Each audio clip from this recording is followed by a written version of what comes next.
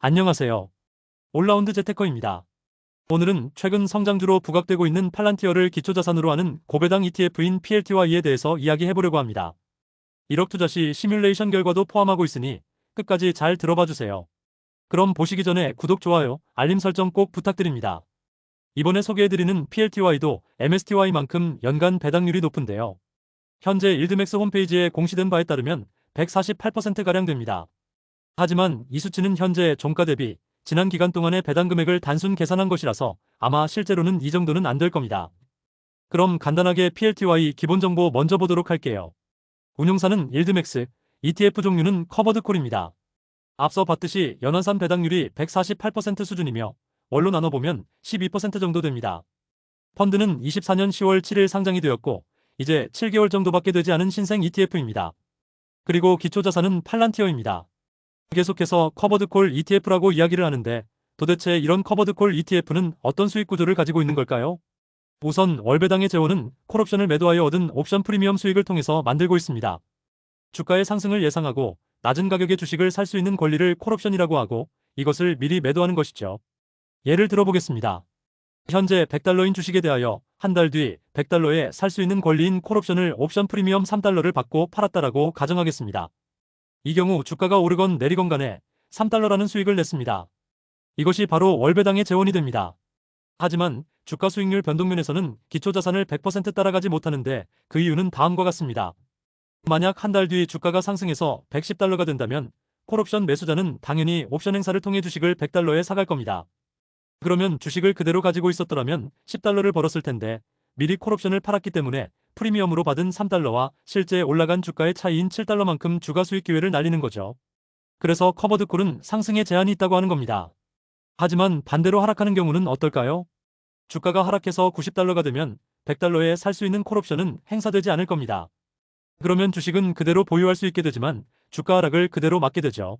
하지만 이미 옵션 프리미엄으로 3달러를 받아놨기 때문에 손실이 7달러로 줄어듭니다. 이렇게 프리미엄 수익을 통한 안정적인 월배당과 하락 시 하락률 방어가 가능하지만 상방이 막힌 상품이 바로 커버드콜인 거죠.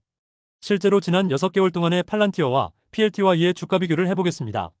흐름은 비슷해 보이지만 팔란티어가 무려 90%가 오를 동안 PLTY는 오히려 5.33%가 하락했습니다. 배당을 고려하지 않으면 매우 큰 괴리입니다. 그러면 PLTY를 첫 상장일인 24년 10월 8일에 1억 원어치를 매수했다면 올해 5월까지 성과는 어땠을까요? 이번에도 배당 재투자를 했을 때와 하지 않았을 때로 나눠서 계산해 보겠습니다. 차트상 보면 상장일 종가는 거의 바닥 지점인 51.43달러였습니다.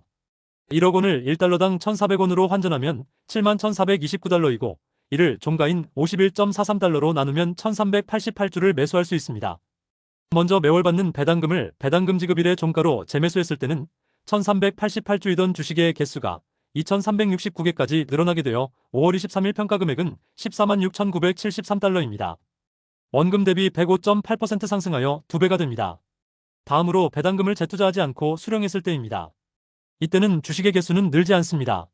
하지만 다른 커버드콜들과는 달리 팔란티어의 상승률이 워낙 좋아서 PLTY 평가액도 상승하였고 배당 수익을 합산하면 총 88.7% 수익입니다. 두 경우를 표로 비교해보면 아래 이렇습니다. 두 경우 모두 거의 2배에 가까운 수익률을 보여주고 있습니다. 특히나 5월에는 배당금이 무려 7달러에 달해서 배당락 전일 종가 67.8달러를 기준으로 10.4%에 달하는 배당률을 기록했습니다. 그렇다면 과연 6월에도 저 정도의 배당금이 나올까요? 그건 알 수 없습니다. 하지만 최근 팔란티어의 주가가 흔들리고 있어 긍정적이지만은 않아 보입니다. 여전히 팔란티어의 주가가 140달러까지 갈 거라는 긍정적인 견해도 있지만 최근에 경영진들의 이딴 차익 실현으로 주가가 흔들렸던 것이 사실입니다. 거품 논란이 있는 와중에 CEO인 알렉스 카프도 5월 20일에서 21일 사이 주가가 최고점이던 128달러에 보유 지분을 5천만 달러나 매각한 사실이 밝혀졌습니다. 그렇다면 이는 앞으로도 쭉 악재로 작용할까요? 그걸 알기 위해서는 RSU라는 제도를 먼저 이해해야 합니다. RSU는 양도 제한 조건부 주식을 의미하는데요. 일정 근속기간 혹은 성과 기준을 충족할 경우 지급이 확정되는 보상용 주식을 말합니다. 이 보상용 주식은 확정 시점이 되면 곧바로 주식의 소유자의 귀속이 돼버리며 이는 급여로 간주돼서 소득세가 부과되게 됩니다. 따라서 주식을 받는 사람은 엄청난 금액의 소득세를 내야 하는 상황이 되는 거죠. 이럴 때 RSU를 받게 되는 사람들은 대부분 주식을 매각하여 현금화한 뒤 세금을 내게 됩니다. 그렇지 않고 본인의 기존 현금으로 내는 경우는 거의 드뭅니다. 또 한 가지 알아둬야 할 개념은 10b5-1이라고 하는 사전거래 계획 시스템인데요. 이는 내부자 거래 규제로 인해 주식을 매도하지 못하는 상황을 피하기 위해 미리 계획을 세워둔 일정과 수량을 자동으로 매도하는 것을 말합니다. 대부분의 RSU는 10b5-1을 통해서 이루어진다고 보면 됩니다.